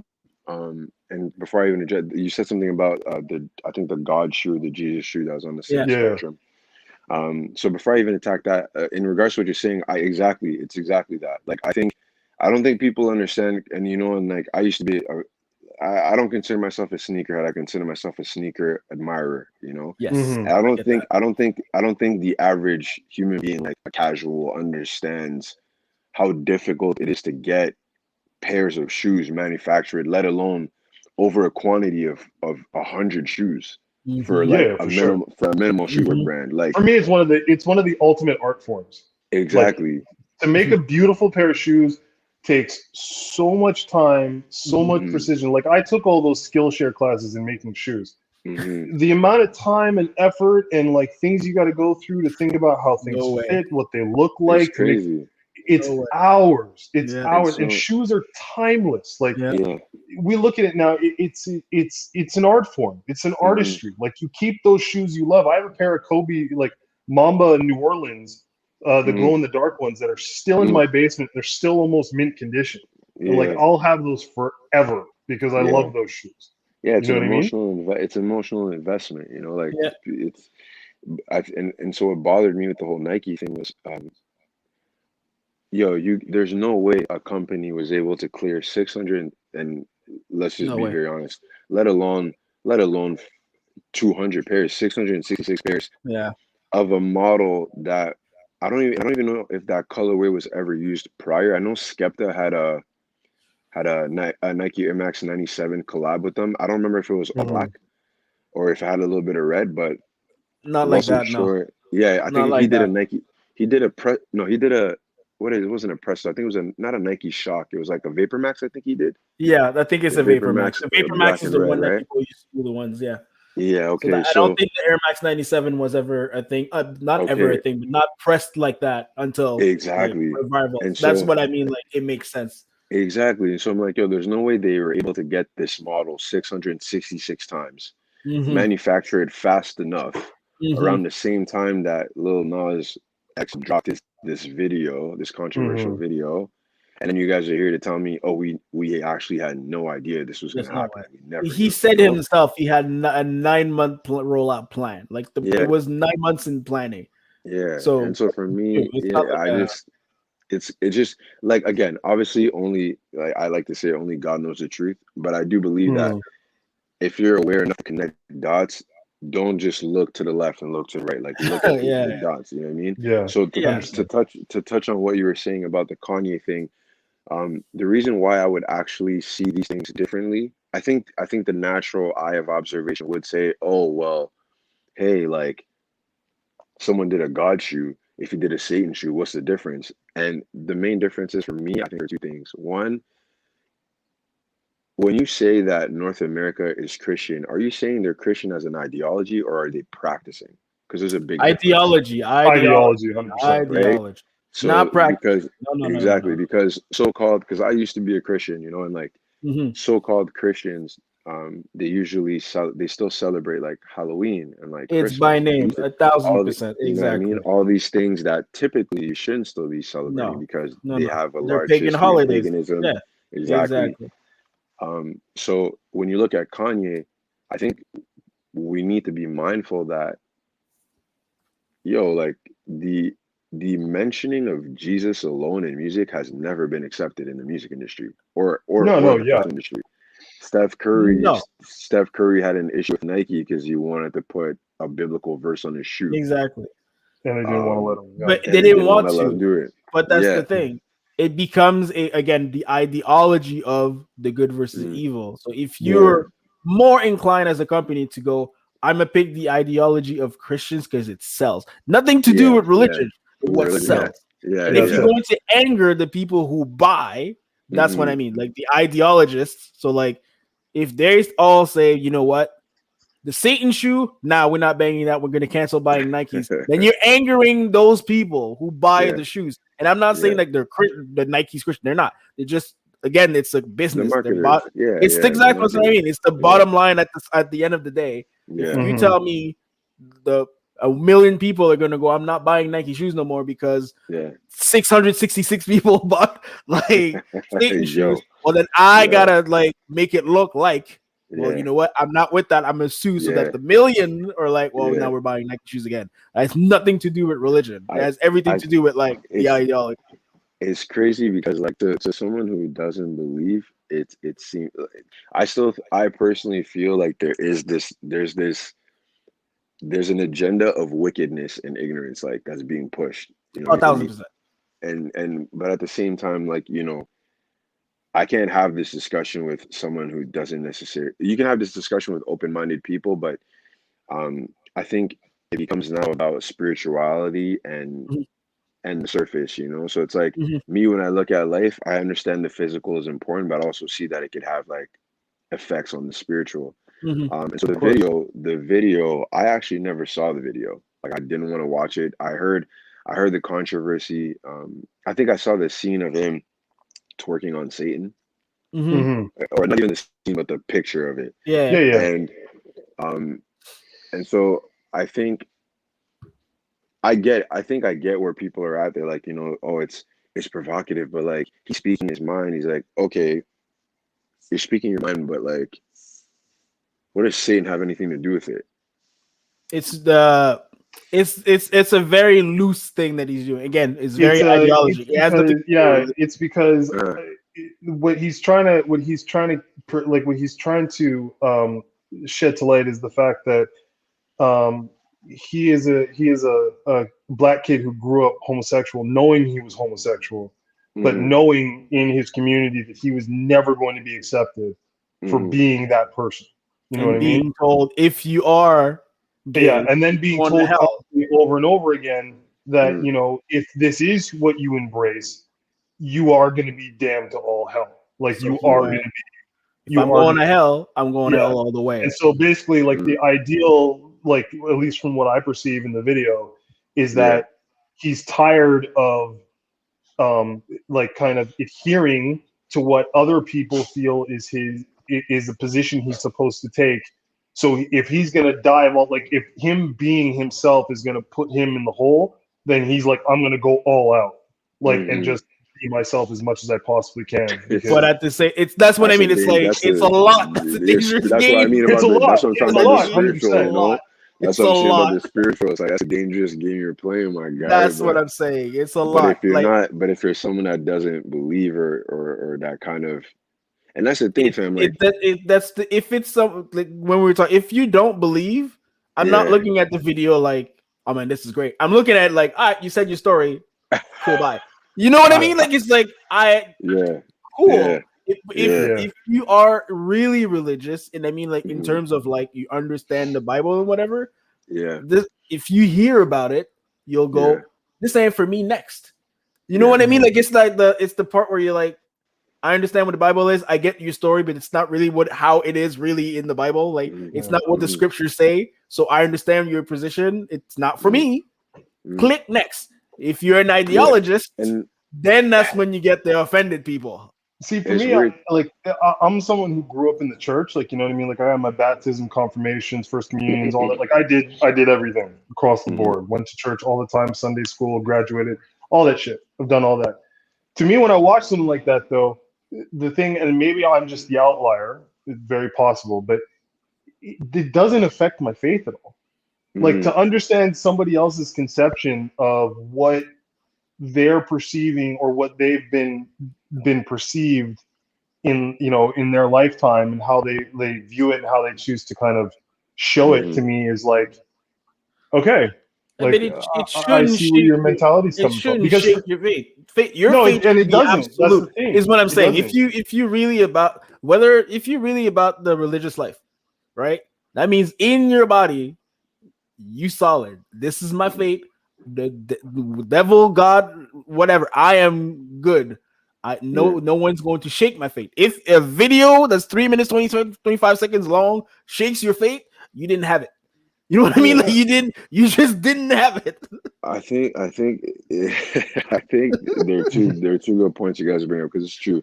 Like, you shouldn't. I think if you're like, for me, like, I like to live my life according to obedience, you know, and like I was saying, it's not based on a religious principle, because like a lot of religions, most religions, they take the principles of, like, you know, this God, Elohim, Yahweh, but they kind of add their own mix of traditions to it. They adopt it in some way and manipulate it in turn, which is always my problems with religion, because you're taking a divine message and condensing it down in a funnel to humans, and it's like, but we're imperfect. Like, we don't have it. We don't have it, because if we had it, the world would not be the way it is. So it's like, you gotta, like, the one thing I always took from church that my priest had told us one time, and like, I had a really good priest, old Irish guy, who was like, wasn't hard on the scripture or anything, like, he used to really kind of tell stories and stuff. But the one thing he said always was, the most important thing you will ever get about coming here is your relationship with God. Your relationship with God, not what I tell you, not what this book says, not what not what you hear other people tell you. But when you go to sleep at night and you're sitting there with your eyes closed, the conversations that you have with God of yourself, that's what's most important.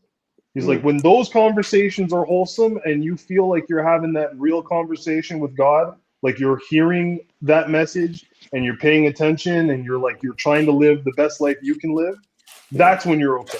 He's like, if you're stuck in this book and you can't function without having somebody else tell you, this is what this is how this is what we're going to do, that's when you know you got a problem. It's funny you say that, because I do think the first thing is definitely to have a relationship with God, and think of it as like a relationship with like a friend, or for example, like a girlfriend, a husband, wife, whatever. the first thing is communication, right? So it's like, how often do you communicate?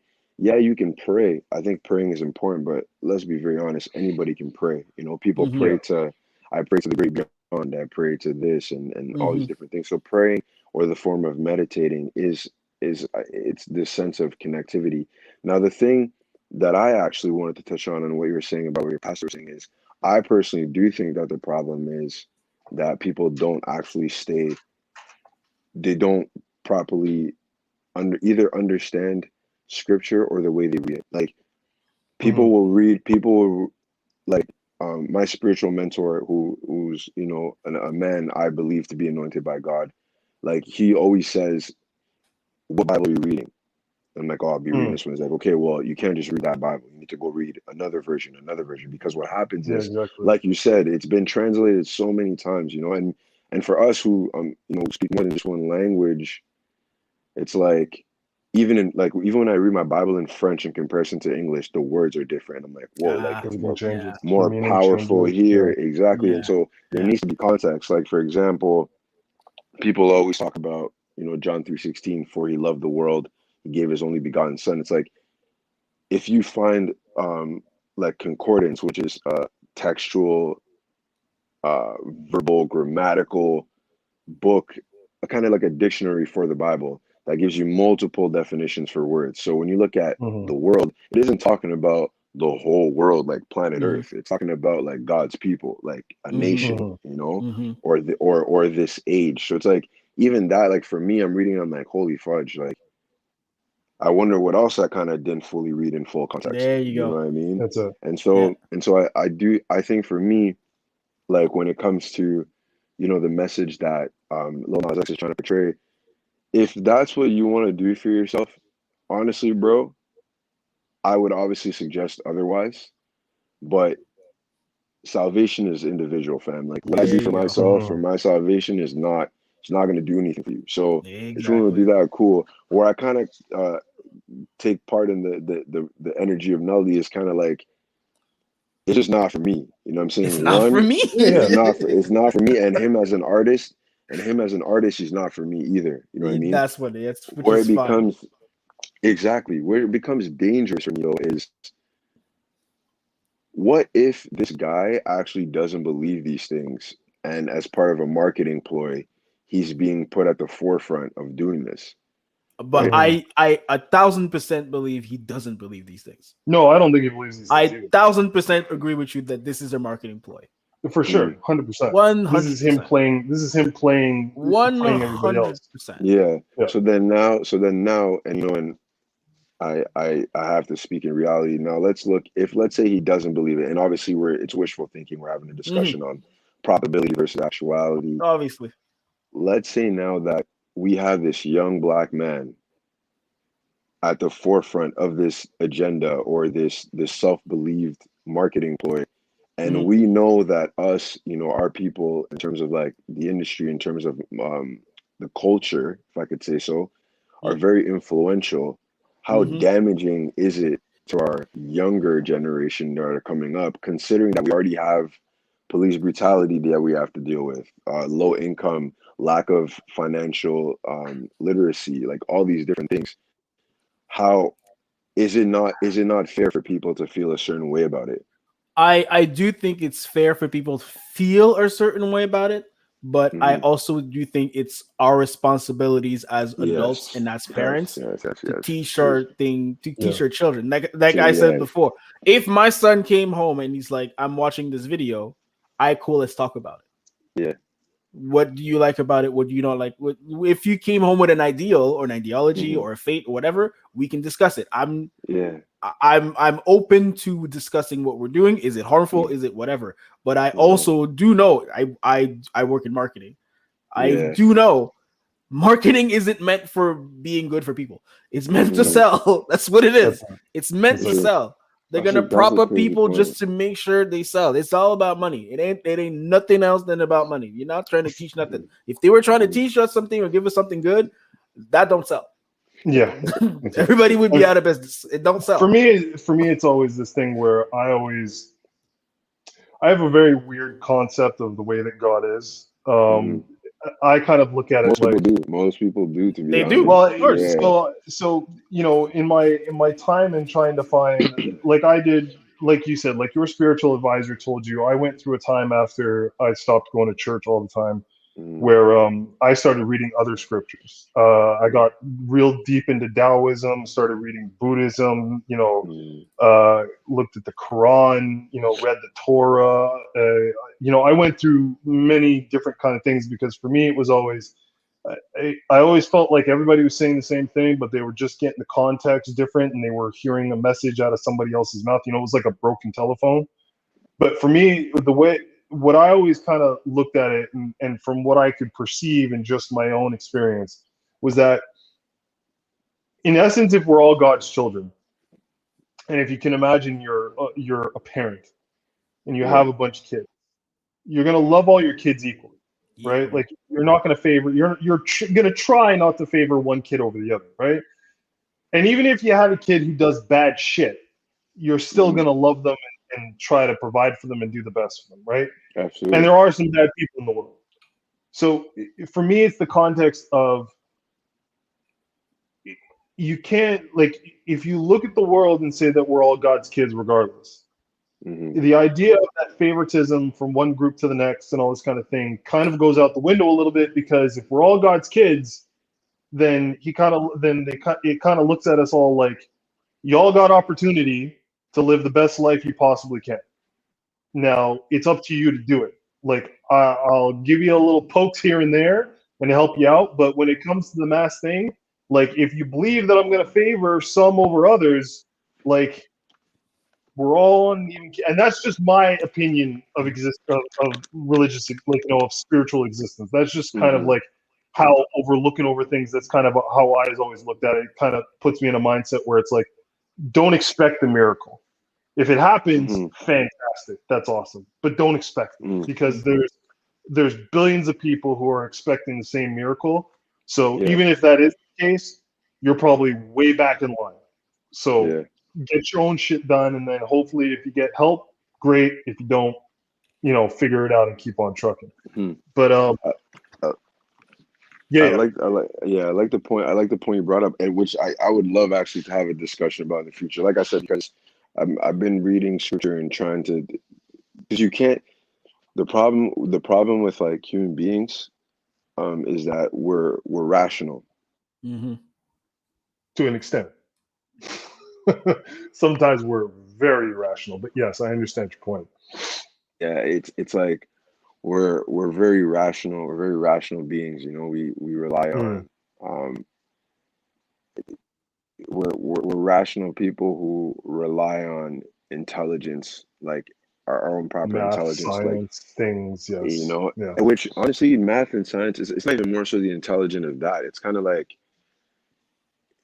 it's almost like, oh, I need to, if I see it I believe it type thing, There you without go. fully Yes. without That's fully trying to understand the depth of it, right? So for example, like when you were saying like we're all God's children, I would say we're all God's creation. Fair. I would say we're all God's creation. Yeah, because that's fair I too. think so. Think about, like, say for example, you know, like you're a family man, and if if I was to call your kid a term that you usually call them, and they hear it and they look at me and they're like, "Whoa, like you're not my dad. How do you know? Like you can't call me by that term. You're not my dad." I feel like it's kind of it's the similarity of, and again I'm quoting scripture to kind of prove my point, which again is only servicing if you kind of dial or feel you're in tune with that. But you know, it says, I think it's in the book of 1 John 5 verse 2, it says, and we know that we are God's children because we love him by obeying his commandments. So if you call your kid and you say, yo, I need you here right now, and they obey, you love them. If they don't obey, you still love them, of course. You still love them. Exactly. You still love them, of course, but you identify with them because there's that relationship there. Now, now let's say you didn't have this relationship with this person. Did you dip? I think so. I think so. Yeah, I think Yeah. so. Yeah, I think so. So I don't think I we're good. truly can't sit here and say Wait. God doesn't love all people. Hold on, You know, PK, I'm not going because to sit here and say that because I think you that's blanked God. out for a second. You blanked out for a bit. Yeah, sorry about that. So I'm not going to sit here and speak for God because I can't. Like I don't know. His way No. of thinking is greater than my way of No. thinking. I can Yes. only assess like scriptural truth, you know, which like you were saying before, I need to go and even delve more into it more and more Mhm. because it's been translated so many times. What I do believe though is if you truly seek God like with a genuine heart and not just because you're trying to prove a point or something like that, Mhm. I think you can find God. I also do think that to whom much is given, much is required. You know, if we Mhm. believe that, For sure. if you're someone who believes that God is this almighty, Yep. God's trying to shut off. He's like, stop giving away all the secrets, man. Fuck's wrong with you? meet Jesus Christ, yourself, making this too easy on you people. kind of meet yourself to that standard, right? Or you try to be at that standard, and Yeah. it's difficult. It's like we rely on our own intelligence, you know. So I don't know if you guys can hear me. Yeah, So sorry, guys. I don't know if you guys.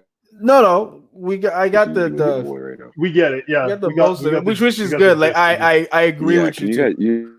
guys you guys can hear me? Ah, I'm so sorry, man. Yes, Yeah, I can hear you. I can you hear you. I agree dip with in you. and It's out. always like best foot forward. Be the Hello? best to yourself. Yeah. Yeah. Hello? Yeah, there you Hello. go. Can hear you. Can you guys hear me? Oh, okay, sorry. Yeah, you know, Yeah, Yes. Satan's there out you here go. You're Yes. trying to good. work his magic. Those Satan shoes, they're coming in hot. Um, so I'd say it's just that it's like I think it's part of a requirement, but I I think at the end of the day, for me, it's just like if someone, and I encourage whoever, if you're reading a Bible, don't just read it like a literary book. You know, it's not meant to Mm, just be, there are Yeah. literary facts that can be mhm, transcribed and connected to actual historical moments, but you can't just, it's part of a revelation, you know, like it's revealed to mhm. you, the truth is revealed to you. And when it does, and obviously I can only speak from experience, it gives you a new perspective on how to do things. You know, like I know for me, there's a lot of growing pains through it. You know, there's a lot of growing pains through it. A lot of things I was like, nah, there's no way God would want this for me. There's no way God would want me to do this. And then, you know, and then I go and I read and I read and I read and I study, and it's like, oh, okay, so wow, I had this like I had this whole different conception. You know what I mean? There you go. Mm. Which So makes yeah, sense. and so like I said, I think to he who looks and who seeks with his whole heart, or if I should say, he who knocks on the door will be open. Mm. For He sure. who looks, searches will find, and you know, so it's I mean, and to speak to a bigger thing, I think that's the problem we're having today with the whole echo chamber thing is that, we're all in this seek of knowledge to find these things. The problem is which that are you actually which is why looking? like the music I make is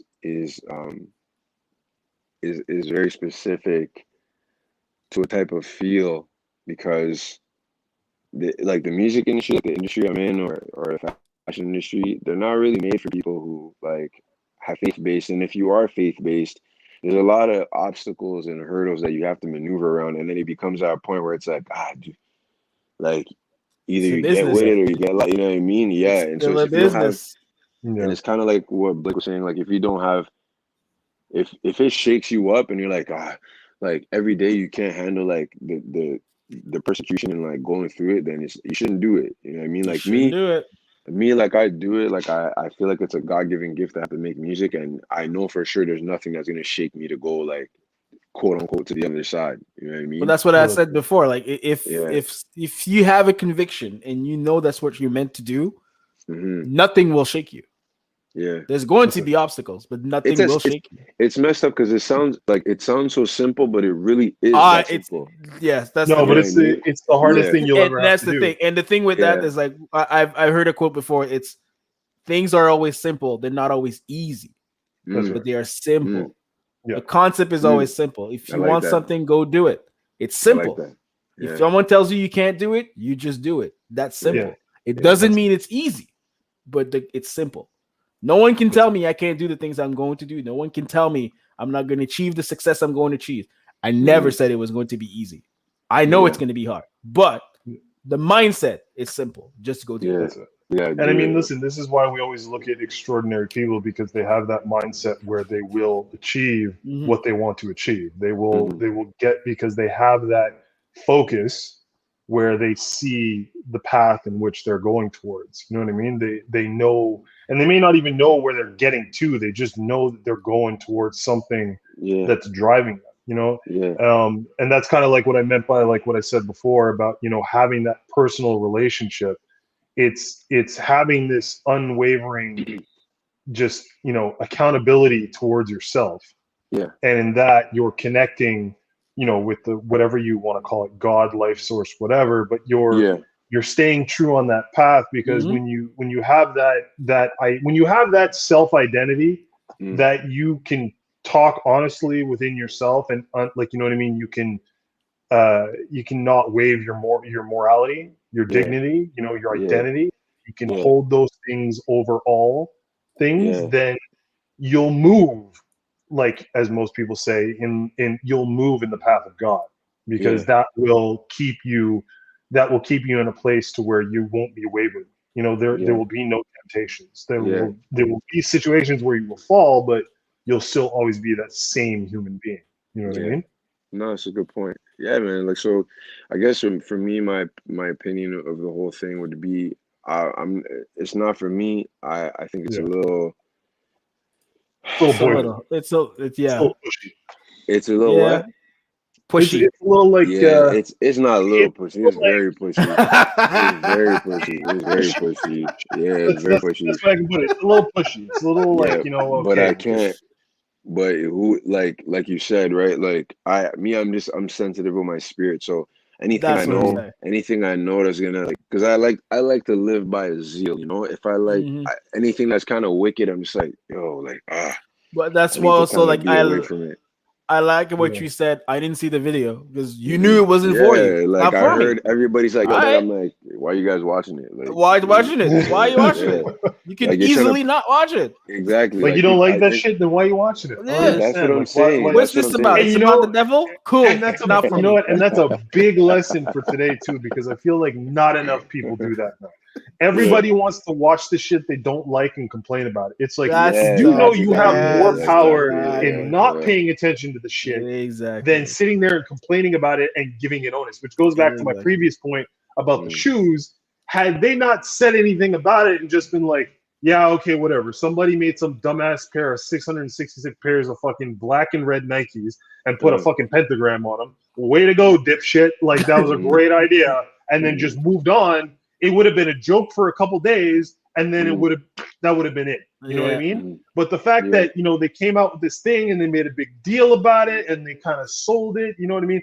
What is this? What's the saying, PK? Something like the devil's only as strong as when, like, you look in his direction. There's some I forget what the fucking thing is like that. I'm not too familiar with that. I forget what it is. Something like that, yeah. It's something like that. It's like, but it's like only. It's like you always know that it's there, right? Like you can never dismiss the attendance of evil. Yes, but you don't necessarily always have to encompass it in everything you do. Exactly. You can always respect the fact that there are bad people or bad situations or bad inclinations that exist in the world, but you don't have to always you don't always have to be on your guard every single second of every single day and not allow yourself to just enjoy a moment without fearing for the chance of mad as shit kind of evil inside. You know what I mean? The amount of shit I pay no mind to is mind-boggling. That's it. No, you're right. I would still say, you know, it's a good. I agree that, like, putting up if I could say, like, do you always have to be on guard? Like, I think it's part of I think it's part of preparation. You know, like me personally, like my day, like I'll pray and I'll already ask, like, yo, like, protect me from this and that. So when if I see something already lingering, I'm like, yeah, I can see. It's like I'm already prepared to maneuver, you know. So you already go and that's your foresight, right? Like that's you knowing who you are and knowing what's good for you and what keeps you on that path. And you also know the research. So like, what is this thing? Oh, it's about this? We good. I don't need that. Like for me, it's like I like looking at the opposition of what's going on. Like I don't shy away from the weird shit because I feel like I feel like if I'm not privy to where other people are going, I don't know. The more I look and peer into the worlds of others, the more I solidify myself in my own.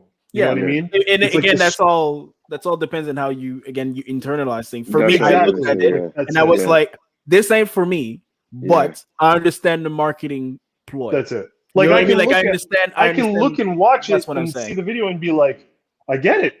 I understand. I understand the message. I get it. Up high, you're being this good. Down low, I get it. Like I understand the whole conceptuality of what you're doing. Do I bang with it? Nah. But I get it. Am I with you? I get it.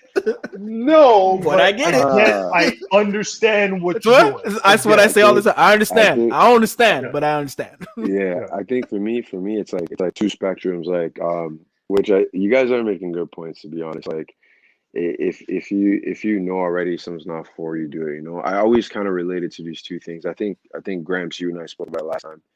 It's people. There's two types of gaining wisdom. There's from experience and observation. Yeah, I like to believe the wiser one is the one from observation. You know, if I see Blake falling in like putting his hand on a stove and it's super hot and it burns, and I'm like, dang, like, yo, I do not want to do that. I'm already ahead of the game. You know what I mean? But if I tell myself, okay, it hurts. Stupid kids put their hands on that. So it's like now if I tell myself like, oh, it hurts, but like, how bad does it hurt? And then I will do it. And exactly. So, but you know what? That's and to speak on your point, that's the thing about humans. The smart ones observe and learn. But the majority of them have to touch the stove to see for themselves. Because humans adapt through necessity. That is part of our makeup.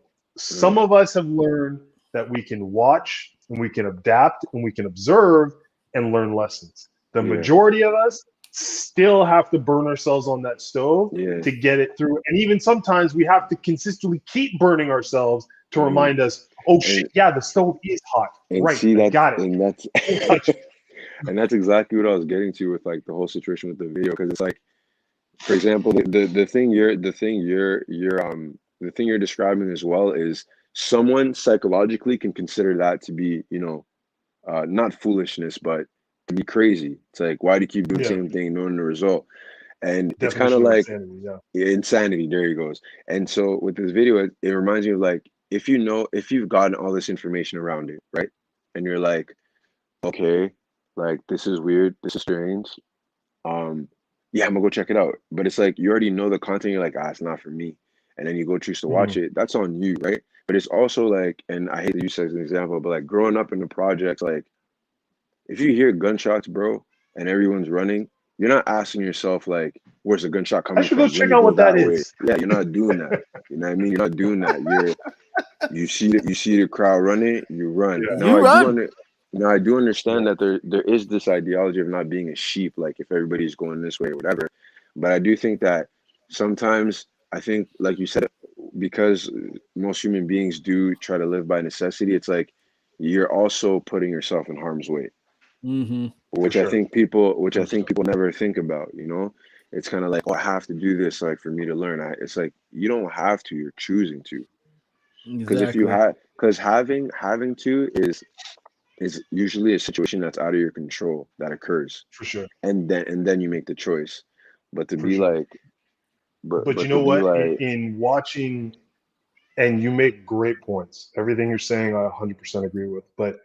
And Neldy can probably speak on this too. And then I got to make this last point, and then I got to bounce, go pick up the kids. But the thing I'm learning about from being a parent is that you have to be careful and conscientious that no matter how much observation and wisdom that you ascertain, because you know me, I'm all about wisdom. I'm all about trying to learn things, right? True. You have to let the next generation make their own mistakes. Because regardless if you had the answer to every single thing, every single situation and scenario figured out for the following generation, they would still need to experience a large part of that shit on their own because they'll never fully internalize anything as to what they've learned. That's how the brain grows. The idea of observation also comes from the fact that you learn that from somebody you trust. Yeah. So you believe in wisdom because someone you know is wise believes in wisdom. So therefore, unless it's like a situation that occurs with like a stranger, and you're like, whoa, you know, because sometimes. But even then, let's say let's say you see a stranger do something that you never knew was possible, right? Like that you like for some reason, like a stranger hops a fence, or someone you've never seen. Like it's monkey see, monkey do. I always go back to athletics. Athletics is the greatest monkey see, monkey do thing we have. You see a kid. Odell Beckham Jr. a couple of years ago made the one-handed catch like a staple. Like Randy Moss did it before. Like Randy was the ding, but Odell made it fancy. You know what I mean? Now everybody makes a one-handed catch. Like on the daily, we'll make a one-handed catch. It's not a thing anymore. Why can't you make a one-handed catch? He makes a one-handed catch. You make a one-handed catch. Yeah. That's something that's built into humanity, where even in wisdom and observation, application of it has to be proven to you. Like my daughter only trusts me now because I've shown her through practice that I know what I'm talking about. My girlfriend will make the mistake sometimes where she'll just tell her something and she won't listen because she understands her mother's telling her something, but she doesn't necessarily believe of what she's saying is true, or she just doesn't want to hear it. But she'll see me and see me act something out and explain it. And in doing that and seeing the end result in how it works is the way that I described it, she'll then believe me when I explain other things to her because she knows I'm not trying to bullshit it. Yeah. You know what I mean? So there's a certain level of that in existence and being human where it's like we can throw all the wisdom we want, but if we can't put it into practice and we can't prove it on a daily basis, and like you were saying, through practice, through prayer, through all this kind of stuff, through being a good person in action, not just in speech, but in action. Theory, exactly. Not theory, but in actual practice, that's when you gain the most notoriety, the most followership, and that's when people follow you the most because they see you do something and they believe your words as a result of your actions being true. Yeah, that's factual. That's it has to be a good balance, like you said. Yeah. All right. Fellas, I appreciate you guys. We will definitely do this again. We'll do this again for sure. Yeah, I'm so sorry for being late to you guys. Yeah. No, it's all good. We'll try to organize it so that it better fits into your schedule because I know you guys are super busy. So we'll organize this again. Same kind of thing, but we'll just work it so that we have more time to talk. Maybe we can do it at like nighttime or something when all the kids go to bed. Or you have nothing else to do. All right, guys. So appreciate you guys coming out. We will do this again soon. Thank you so much for taking time to chat. And thanks everybody for listening. Man. Appreciate it. See you on the next one. Peace. Peace.